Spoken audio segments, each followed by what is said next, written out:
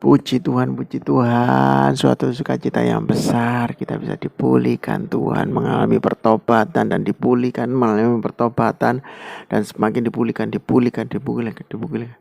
Wow, wow, wow, wow. Mari kita tundukkan kepala, kita berdoa. Bapa, terus membuat kami bertobat Tuhan. Kami mulai dengar firman Tuhan dan kami semakin bertobat. Semakin setia ikut Tuhan, semakin erat hubungan kami dengan Tuhan. Bukan hanya hari ini, tetapi pertobatan demi pertobatan sampai hingga Tuhan. Ini saja pertobatan yang kami lakukan ini masih minor, belum mayor. Tapi Tuhan sudah melakukan satu karya yang agung dan mulia dalam hidup kami. Kami sudah merasakan kebaikan Tuhan. Yang berbeban berat sudah diberikan kelegaan. Kami sudah menemukan secercah harapan Tuhan. Aduh, sungguh luar biasa Tuhan ini, sungguh luar biasa. Terima kasih Tuhan, terima kasih Tuhan, terima kasih Tuhan. Terus bimbing kami di dalam pertobatan supaya kami bukan hanya cuma dapat janji Tuhan 10%, tapi kami dapat janji Tuhan 100%. Wow, luar biasa. Kami terus setia mengiringi Tuhan dan terus bertobat setiap waktu. Haleluya, amin. Ya, kita berjumpa dalam selanjutnya di dalam 2 Tawarik pasal ke-23. Ini menceritakan tentang si Atalia, ibu Ahasi. Nah, ibu seorang raja. Jadi ceritanya seperti itu. Dia ingin sekali membinasakan karena dengki kan ya, anaknya sudah mati. Dia anaknya dikutuk ya. Dia dengki sekali dan ingin membunuh semua keturunan raja dari kaum Yehuda biar tidak ada raja sekalian ya, seperti itu ya. Ceritanya seperti itu. Sampai suatu ketika tahun ke-7 Yoyada memberanikan. Kemudian Yoyada bersama para imam, orang Lewi, mengadakan ibadah kembali, menghancurkan segala sesembahan-sesembahan yang mendukakan hati Tuhan. Kemudian dia mengangkat senjata sampai suatu ketika si Atalia masuk di dalam tempat Yehuda, di istananya Yehuda, dan di gerbangnya dibunuh. Dan kemudian dia mempersembahkan kepada Tuhan. Loh Pak, ini kan ceritanya tentang pembunuhan Pak. Masa orang Kristen membunuh? Enggak. Makanya firman Tuhan harus diterangkan oleh hamba Tuhan. Jangan kita mengambil kesimpulan sendiri. Enggak. Harus diterangkan oleh hamba Tuhan yang sekolah teologi ya, yang sekolah mengenai hal ini. Nah, yang jadi gembala jangan tanya sekitar kita, tetangga, segala macam, jangan. Nanti salah persepsinya, salah pemahamannya. Jadi seperti ini. Kita masukkan diaplikasikan dalam kehidupan kita ya. Di dalam hidup kita itu kadang-kadang ada karakter-karakter kita itu seperti Atalia. Mungkin kita sudah melakukan firman Tuhan, sudah memberi persepuluhan, sudah, oke. Tapi ada yang belum memberi persepuluhan, lah itu harus dilakukan. Mungkin ada yang belum rajin ibadah, nah itu dilakukan. Tapi ada yang sudah melakukan, ya enggak apa-apa. Mungkin ada yang belum melakukan firman Tuhan untuk jangan bersaksi dusta. Lah itu dilakukan. Apalah yang menjadi atalia? Atalia ini adalah kelemahan diri kita, dosa kita. Nah, atalia itu adalah ini. Ini penghambat kita menerima doa menerima berkat Tuhan ketika kita berdoa. Ini menjadi penghambat, beneran sulit. Kalau kita lihat ya di dalam 2 Tawarik pasal 23, ini atalia ini menjadi penghambat untuk keberhasilan sebuah kerajaan. Hidup kita itu kita yang memerintah, bukan kita diperintah dosa. Hidup kita itu bukan kita itu diarahkan dosa, enggak. Dosa akan menimbulkan dosa-dosa yang selanjutnya. Contoh, Anda memelihara dosa yang namanya berbohong. Itu akan terus berbohong. Contoh, satu korupsi akan menimbulkan satu korupsi. Contoh, membunuh. Kayak kasusnya Sambo. Membunuh akhirnya melibatkan banyak orang. Nah, seperti itu. Jadi kasusnya akan semakin luas. Bukan hanya membunuh, tapi ikutnya berbohong, bersaksi dusta. Ada banyak kerjasama. Punya siasat buruk. Banyak dosanya itu jadi beranak pinak gitu loh maksudnya. Maka daripada itu, tidak boleh kita melakukan untuk sesuatu hal satu dosa. Jangan, mendingan jangan. Satu dosa terlalu banyak. Melakukan satu kebenaran terlalu sedikit. Satu dosa terlalu banyak, melakukan satu kebenaran terlalu sedikit. Berarti harus berapa? Setiap waktu kita harus berbenar. Memang tidak ada yang benar, tapi alangkah baiknya terus berusaha untuk melakukan kebenaran. Ya kan? Saya pun juga terus melakukan kebenaran, bertobat setiap waktu. Salah, terus berusaha untuk bertobat. Nah, kita harus hancurkan atalia ini dalam diri kita. Kita harus bunuh kedagingan dalam diri kita. Hawa nafsu dalam diri kita harus kita bunuh, tekan, keserakahan. Ayo, ada yang serakah mungkin dosanya. Mungkin ada yang punya kalau sama harta sampai kita meninggalkan ibadah. Itu harus dibunuh. Sampai meninggalkan ibadah gara-gara kejar harta, yang kerja di perusahaan. Maksudnya sudah bos kan bisa ibadah. Kan yang ngatur kan dia sendiri. Tapi dia tidak bisa mengatur diri sendiri karena dia diatur oleh dosa keuangan, dosa uang. Makanya Tuhan selalu mensejajarkan dia dengan uang. Kenapa? Uang seringkali lebih kuat untuk memerintah seseorang daripada Tuhan yang memerintah. Kadang-kadang uang ini lebih berkuasa. Makanya Tuhan katakan gini, tidak bisa kita itu dipimpin oleh dua Tuhan, Mamon dan Tuhan. Nah, mungkin ada yang keuangan sudah bisa dia menguasai, punya jam ibadah. Beda ya dengan karyawan ya. Kalau karyawan kan anak buah. Tapi kalau bos daripada perusahaan, harusnya bisa. Semua bos perusahaan harusnya bisa untuk beribadah kepada Tuhan, datang kepada Tuhan. Malah sibuk bos itu, malah sibuk golf, malah sibuk apa?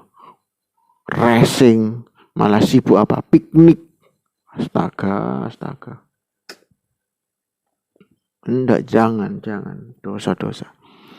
Ada yang punya dosa, ini bahas dosa yang lain, itu bos kita tinggalkan. Ada yang punya dosa itu pelit, enggak boleh. Ayat firman Tuhan dikatakan pelit itu tidak masuk di dalam kerajaan Allah. Loh Pak Pendeta kok bisa seperti itu? Kalau enggak punya apa-apa, memang dia hidupnya miskin gimana? Masa dia kan enggak punya apa-apa? Dia gimana dikatakan pelit? pelit itu dasar hati kita. Kalau orangnya itu suka memberi, sekalipun dia tidak punya seperti janda, dia memberikan walaupun hanya kepingan uang. Justru Tuhan itu senang dengan sebuah korban. Korban itu berbicara kita hanya punya itu, tapi kita berikan kepada Tuhan.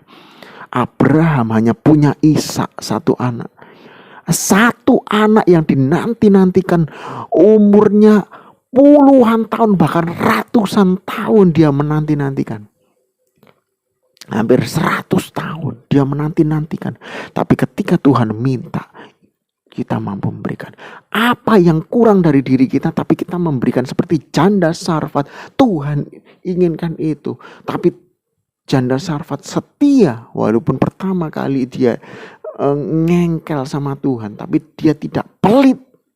Dia beri kepada hamba Tuhan. Orang yang memberi kepada hamba Tuhan itu diberkati Tuhan, percaya. Kalau Tuhan sudah suruh, itu beriin kepada hamba Tuhan. Kasih. Berikan itu. Ini Elia malah ngengkel. Aku tidak punya. Besok kalau aku makan, ini tak buat adonan ini, aku mati. Tapi Elia bilang ngotot, wes ajak ngeyel. Sudah, jangan berdebat sama saya. Cepat kasih kepada saya. Elia bilang seperti itu. Akhirnya setelah perbantan pertama, kedua dinasihati oleh Elia, dia nurut. Dan akhirnya dia membuat adonan. Beneran diberkati Tuhan. Beneran diberkati Tuhan. Loh, Pak Pendeta, kalau seumpamanya hamba Tuhannya nggak bener, itu bukan pikiran kita. Pikiran kita itu pikiran yang baik. Tuhan itu pasti bela kita. Siapapun itu orang yang menjahati kita, firman Tuhan dikatakan orang yang remuk hatinya, orang yang patah itu Tuhan dekat. Nggak usah kita berdoa buat hamba Tuhan itu untuk hamba Tuhan itu dihukum Tuhan. Tuhan pasti hukum hamba Tuhan itu. Lihat ini raja-raja. Banyak sekali raja yang dihukum Tuhan. Rakyatnya pernah berdoa untuk meminta rajanya itu untuk disingkirkan. Enggak. Tuhan bertindak sendiri tanpa disuruh. Karena Tuhan itu maha adil, lebih adil daripada kita. Tuhan itu maha tahu, lebih tahu daripada kita.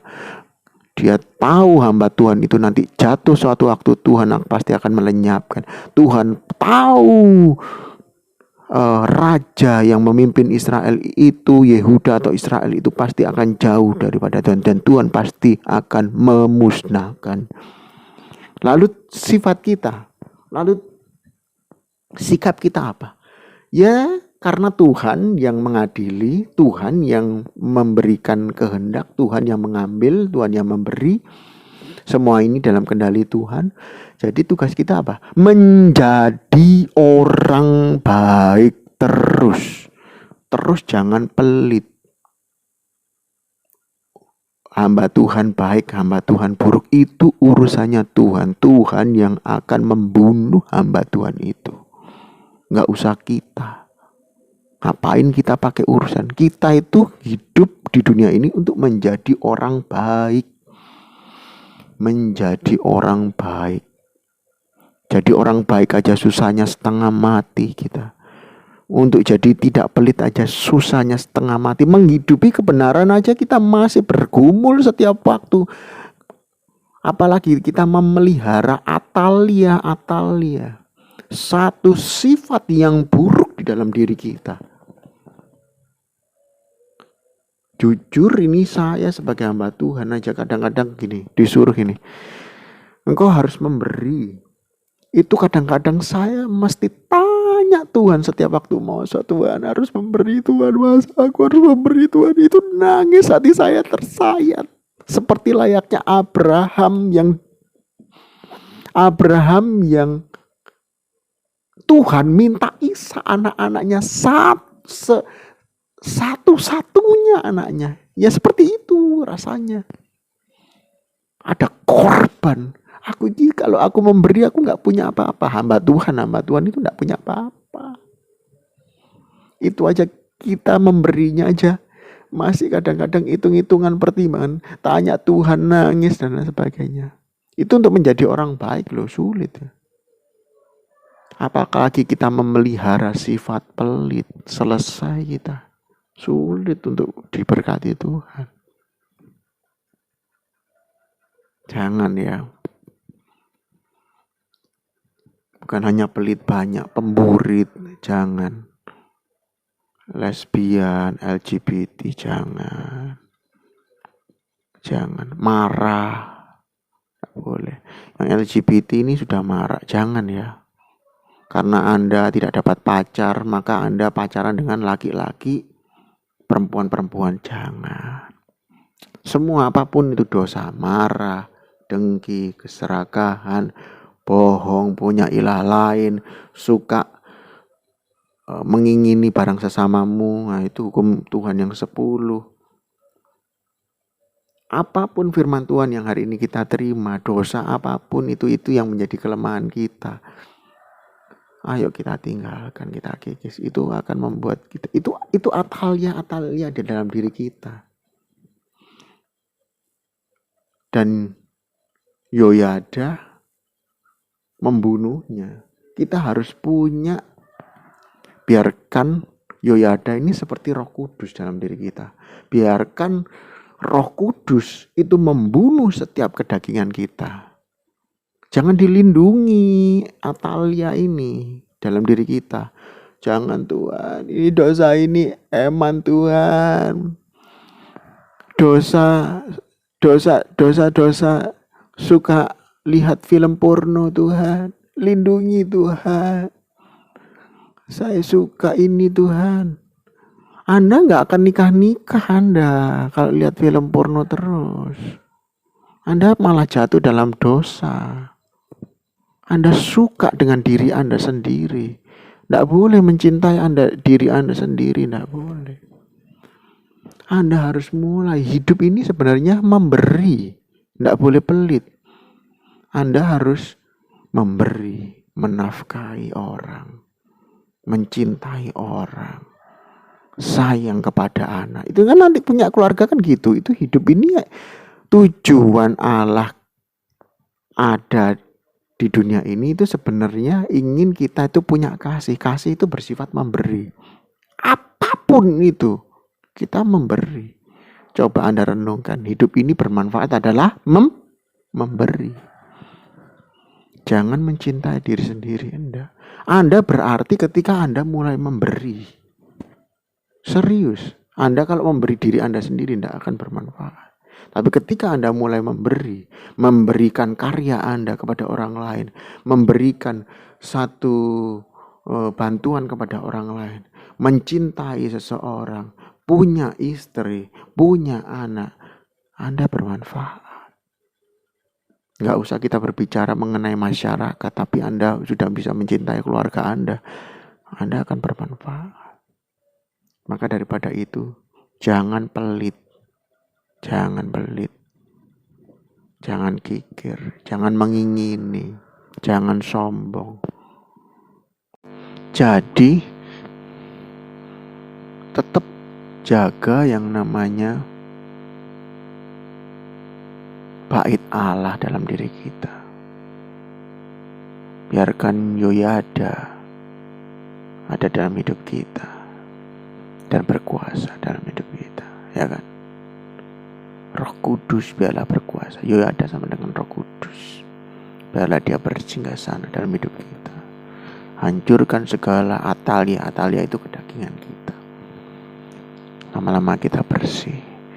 Pemahaman yang tidak benar, biarlah itu semuanya dikikis habis. Selesai. Dan kita semakin bisa dipulihkan. Jangan sampai susu sebelanga atau kebaikan kita kalah dengan nilai setitik Dosa itu menghancurkan seluruh hidup kita. Eman loh ya. Eman. Sayang banget. Biarlah kebaikan Tuhan dalam hidup kita mengalir dan mengalir ya. Saya rindu kita semuanya mengalami pertobatan, menghancurkan Atalia dalam diri kita, membunuh Atalia dalam diri kita, sehingga diri kita semakin bersinar. Pertama layak di hadapan Tuhan, kemudian bersinar dan Tuhan pakai kita. Anda akan jadi alat Tuhan yang berfungsi buat banyak orang. Tuhan memberkati kita semuanya. Bapa, kami mengucapkan terima kasih Tuhan buat firman-Mu pada hari ini. Yang percaya Tuhan, kami mengalami pertobatan. Kami akan hancurkan Atalia dalam hidup kami Tuhan. Kami akan bunuh setiap Atalia dalam diri kami Tuhan. Di dalam nama Tuhan Yesus. Kami tidak ingin Atalia ini kambuh dalam hidup kami Tuhan. Yang serong, yang rusak. Kami tidak ingin punya Atalia. Kami tidak ingin memelihara Atalia di dalam diri kami. Kami harus singkirkan Atalia ini, karena Atalia ini merugikan kehidupan kami, semakin menjauhkan kami dari hadirat Tuhan. Atalia ini sulit sekali Tuhan, tapi kami minta pertolongan-Mu Tuhan. Biarlah Tuhan memampukan kami Tuhan, supaya kami